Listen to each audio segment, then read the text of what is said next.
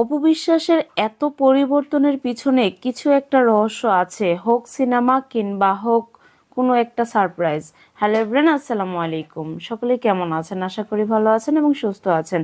অপু বিশ্বাসকে দেখুন, কিছুদিন আগেও যে মেয়েটা ছিল একদম গোলুমলু মোটাসোটা একটা নায়িকা, যে কিনা একদম ইন্ডাস্ট্রি মিডিয়া অঙ্গন থেকে হারিয়ে গিয়েছিল, আজ সেই মেয়েটা সোশ্যাল মিডিয়াটাকে দাপটে রেখেছে, যা এক কথায় দাপটে দাপিয়ে বেড়াচ্ছে।